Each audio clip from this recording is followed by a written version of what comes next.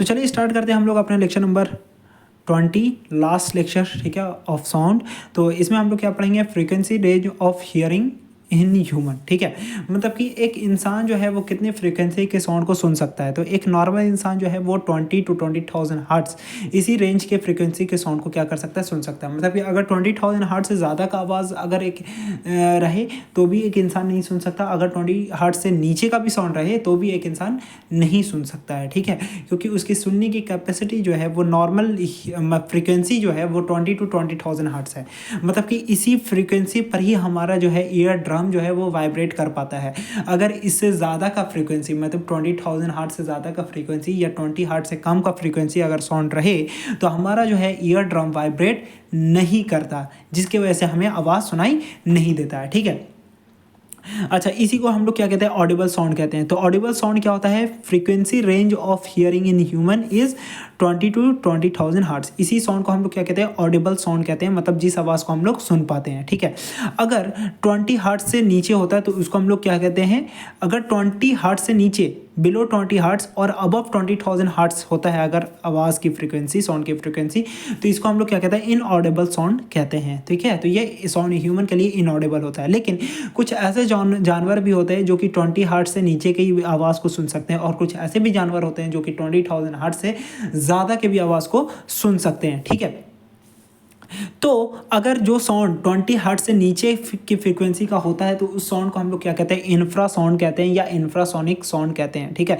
The sound whose frequency is below 20 hertz is called ultra, is called infrasound, ठीक है, या और infrasonic sound. And the sound whose frequency is above 20,000 hertz is called ultrasound या ultrasonic sound, ठीक है। तो देखिए यहाँ पर इंफ्रासाउंड क्या होता है, जिसकी फ्रीक्वेंसी 20 हर्ट्ज से नीचे होता है, बिलो 20 हर्ट्ज, तो उसको हम लोग क्या कहते हैं, इंफ्रासाउंड कहते हैं। जैसे कि कुछ ऐसे जानवर हैं जो कि इंफ्रासाउंड को सुन सकते हैं, जैसे कि एलिफेंट, वो इंफ्रासाउंड को सुन सकते हैं। अर्थक्वेक जब भी आता है ना तो उसकी जो साउंड होती है वो भी एक साउंड निकालता है, आवाज़ निकालता है, लेकिन अर्थक्वेक के साउंड को हम लोग नहीं सुन पाते। लेकिन कुछ ऐसे जानवर हैं जैसे कि एलिफेंट, हाथी, ठीक है, वो 20 हर्ट्ज के नीचे की आवाज़ को सुन सकते हैं। जैसे कि अर्थक्वेक का जो साउंड होता है वो 20 हर्ट्ज से नीचे का होता है।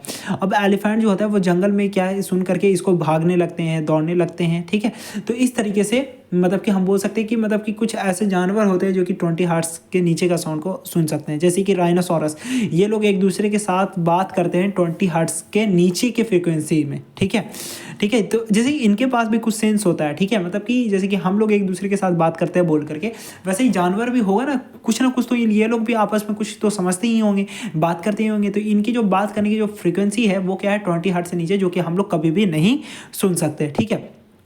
अच्छा, जब भी सुनामी आता है तो उसका भी एक साउंड होता है, उसका 20 हर्ट्ज से नीचे की आवाज़ होती है, ठीक है।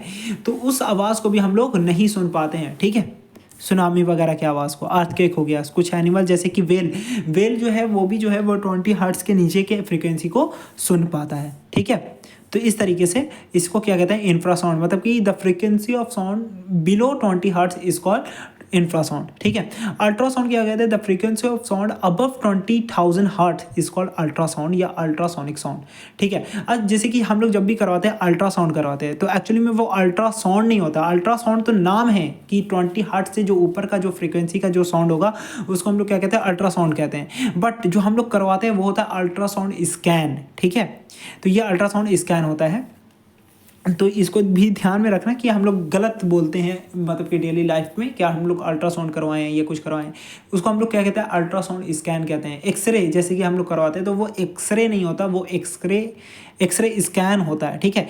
एक्सरे तो वो रे का नाम है, वैसे ही अल्ट्रासाउंड वो उस साउंड का नाम है जो कि 20,000 हर्ट्ज के ऊपर का होता है। लेकिन अगर हम लोग इसी को हम लोग जब इसका स्कैन करवाते हैं, अपने बॉडी से पास आउट करवाते हैं, तो इससे जो है ना वो एक स्कैनर पे इसका इमेज बन जाता है, तो इसी को क्या कहते हैं हम लोग, अल्ट्रासाउंड स्कैन कहते हैं, ठीक है। तो देखिए अल्ट्रासाउंड क्या है, मतलब कि साउंड की फ्रीक्वेंसी जब 20,000 हर्ट्ज से ज़्यादा की होती है तो उसको हम लोग क्या कहते हैं, अल्ट्रासाउंड। तो यहाँ पर भी कुछ ऐसे जानवर होते हैं कि जो कि अल्ट्रासाउंड को सुन सकते हैं, जैसे कि डॉग, बैट्स, अल्ट्रासाउंड को निकालता है बैट, ठीक है, चमगादड़ है ना, डॉल्फिन्स भी अल्ट्रासाउंड को सुन सकती हैं।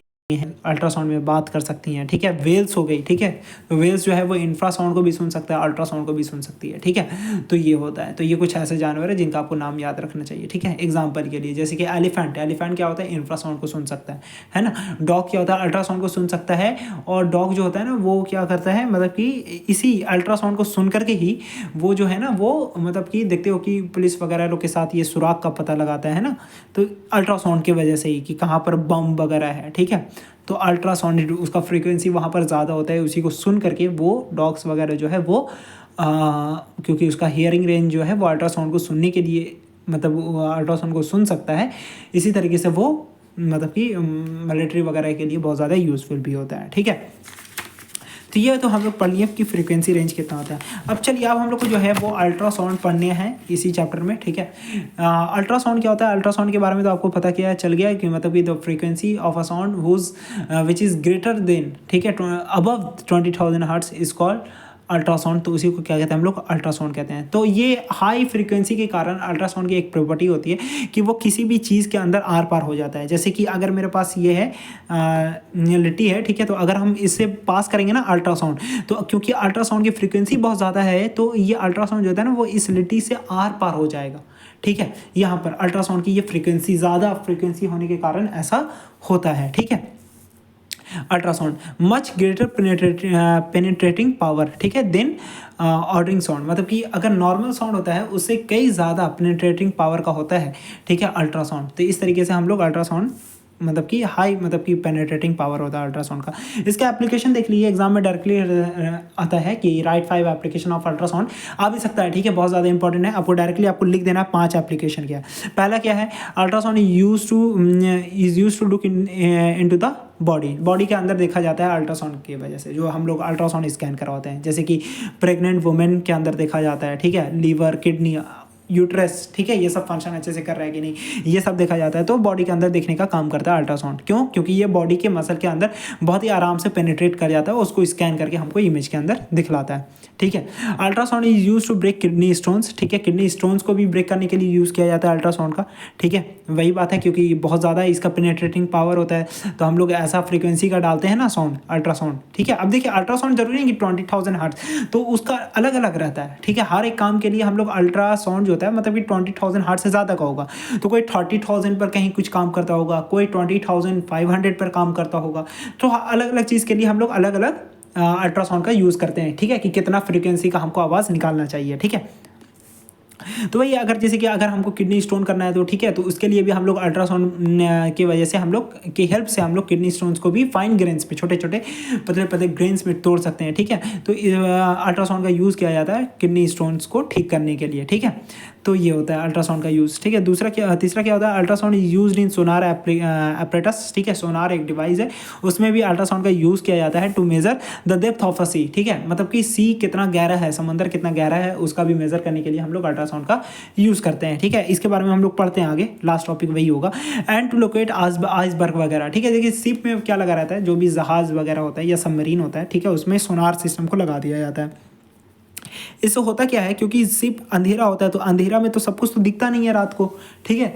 तो समंदर में तो खूब अंधेरा होता है, तो हम लोग ऐसा तो नहीं है कि हम लोग खूब मतलब कि बड़ा सा हाइलोजन लगा देंगे उसके वजह से हम लोग पूरा देख लेंगे, नहीं दिखता, ठीक है। समंदर पूरा गहरा होता है, अंधेरा होता है।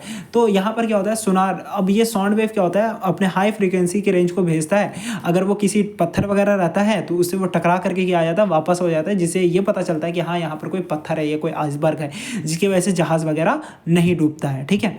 तो ये होता है, तो ये अल्ट्रासाउंड को होता है वो सोनार डिवाइस में इसका यूज़ किया जाता है। सोनार यही डिवाइस है, हर एक शिप वगैरह में लगा रहता है, ठीक है, सोनार डिवाइस।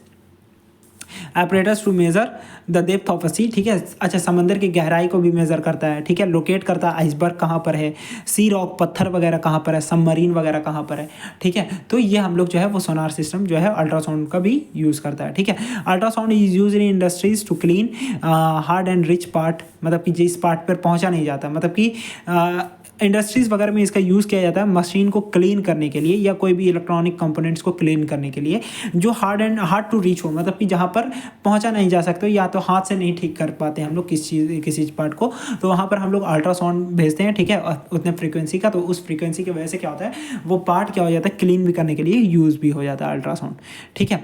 अच्छा, ultrasound is used in industries to detect crack in metal blocks, ठीक है। तो मेटल ब्लॉक्स में क्रैक है कि नहीं है ये भी चेक करने के लिए हम लोग अल्ट्रासाउंड का यूज़ करते हैं, ठीक है। जैसे कि मान लेते हैं किसी फ्रीक्वेंसी का अल्ट्रासाउंड को पास किया गया, तो ये ब्लॉक है मेटल ब्लॉक, तो ये इस फ्रीक्वेंसी की आवाज़ को पास किया गया है, जो कि अल्ट्रासाउंड को पास किया गया है, जो कि इस मेटल ब्लॉक को ईजिली क्रॉस कर सकता है, ठीक है। लेकिन अगर इसमें कुछ डिफेक्ट होता है तो क्या होता है ना कि यहाँ पर अल्ट्रासाउंड जो होता है वो क्या हो जाता है, वो वापस आ जाता है टकरा करके।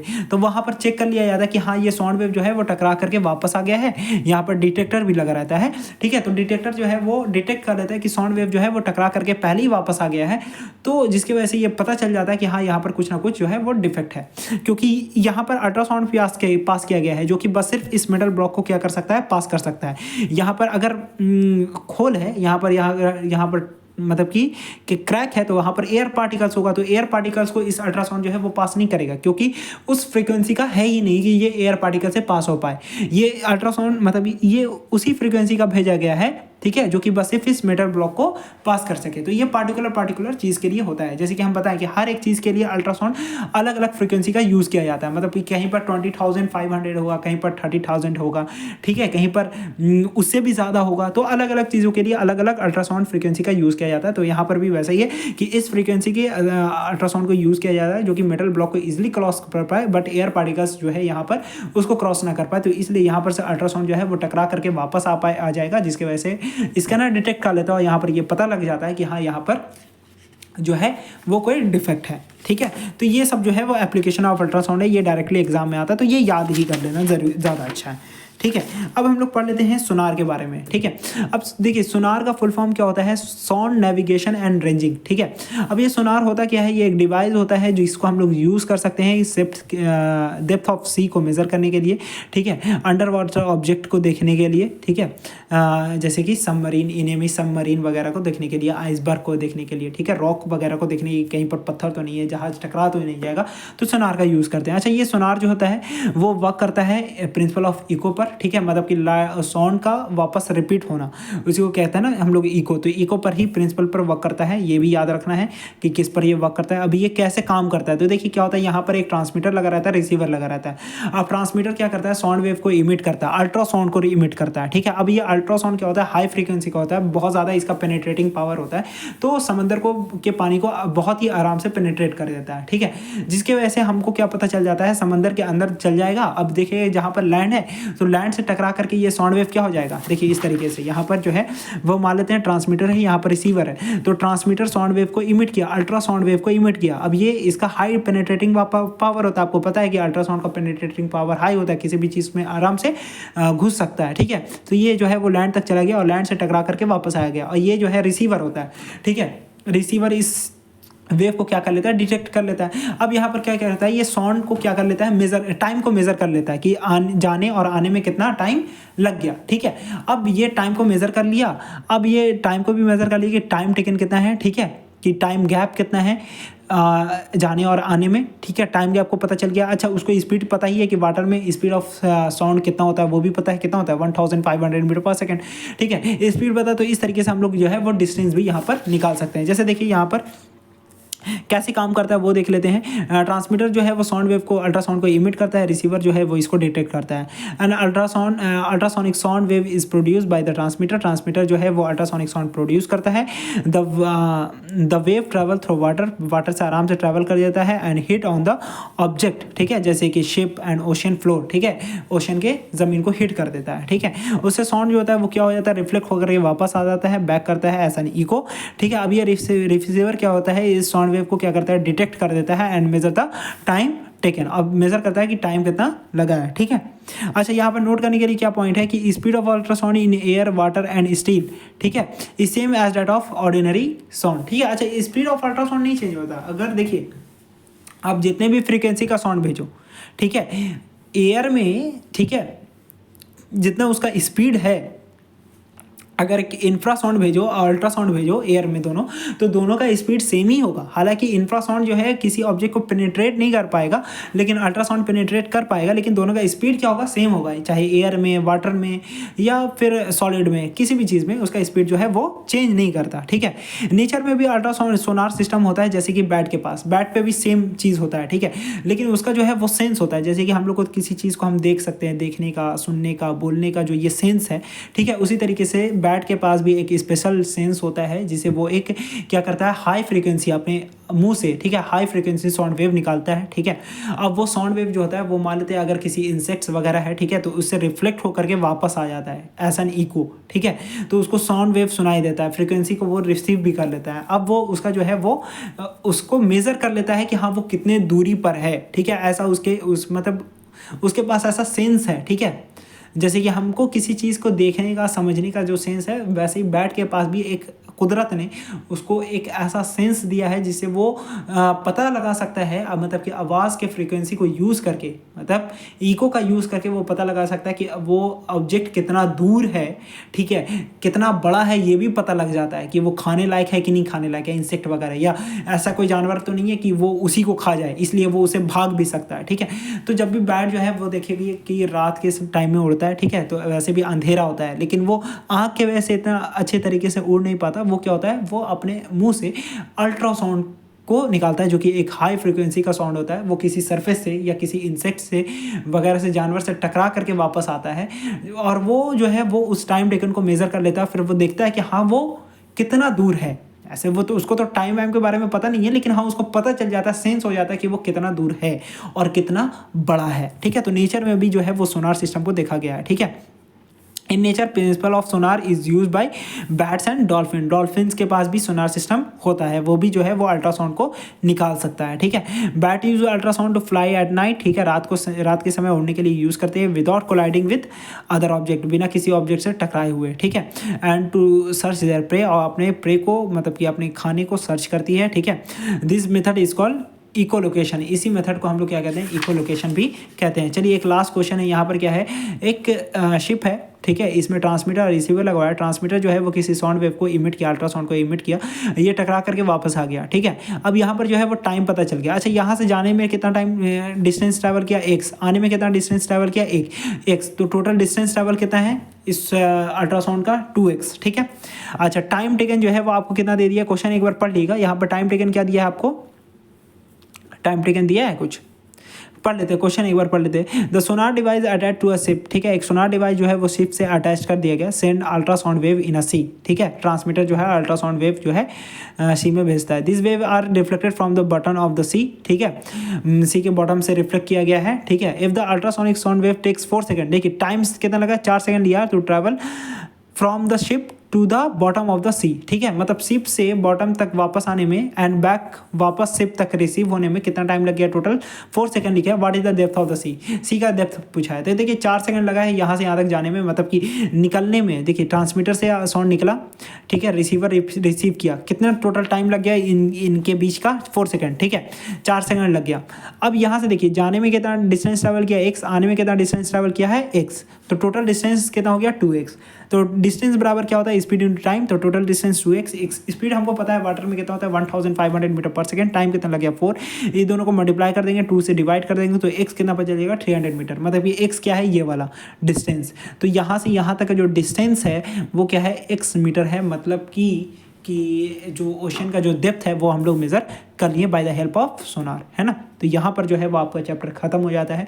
कुछ एनसीईआरटी क्वेश्चंस है वो लास्ट में हम लोग जो है जब रिवीजन करेंगे तब हम लोग उस चीज़ को कंप्लीट करेंगे। हाँ, थैंक यू।